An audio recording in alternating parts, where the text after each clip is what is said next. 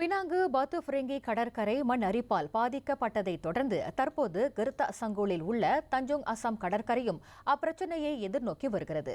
முன்பு தூய்மையான மணலுக்காக அறியப்பட்ட இக்கடற்கரை தற்போது அலைகளால் மூழ்கி வருகிறது என்பதை பினாங்கு பயணீட்டாளர் சங்கம் அங்கு மேற்கொண்ட ஆய்வின் வழி கண்டறியப்பட்டதாக அதன் கல்வி மற்றும் ஆய்வு பிரிவு அதிகாரி NV சுப்பராவ் தெரிவித்தார்.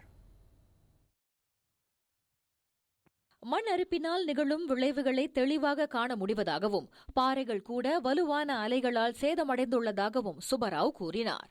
அது மட்டுமின்றி அருகில் உள்ள சில பொது வசதிகள் கூட சேதமடைய தொடங்கியுள்ளன. மேலும் மண் அரிப்பின் காரணமாக மரங்களும் சாய்ந்து விழும் நிலையில் காணப்படுவதாக அவர் தெரிவித்தார். கடல் அலைகளின் அதிக அளவு இந்த பிரச்சனையால் இங்கே இருக்கின்ற நூற்றுக்கும் அதிகமான மரங்களில் எந்த நேரமும் சாயக்கூடிய வாய்ப்புகள் இருக்கின்றன. இப்பொழுதே இந்த மரங்களின் வேர்கள் தெரிய ஆரம்பித்திருக்கின்றன.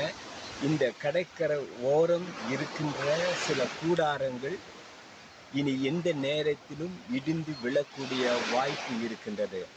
இந்த நிலைமை கடந்த சில ஆண்டுகளாக கவனிக்கப்பட்டு வருவதாகவும் மீனவர்கள் தெரிவித்துள்ளனர்.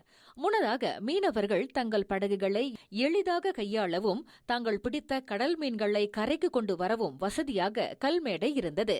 சுமார் 3 ஆண்டுகளுக்கு முன்னர் அது இடிந்து விழுந்ததால் மீனவர்கள் தங்கள் படகுகளை கட்டுவதில் சிரமத்தை எதிர்நோக்கியதாகவும் அவர் கவலை தெரிவித்தார். இங்கே இருக்கின்ற ஏறக்குறைய 30க்கும் மேற்பட்ட மீனவர்கள் அன்றாட வாழ்க்கை பாதிக்கப்பட்டிருக்கின்றது.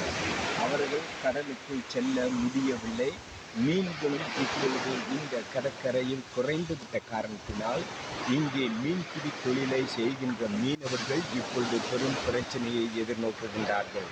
எனவே இக்கடற்கரையை பாதுகாக்க உடனடி நடவடிக்கைகள் எடுக்கப்பட வேண்டும் என்றும் அதற்கான பணிகளை பினாங்கு பயணீட்டாளர் சங்கம் மேற்கொண்டு வருவதாகவும் அவர் கூறினார்.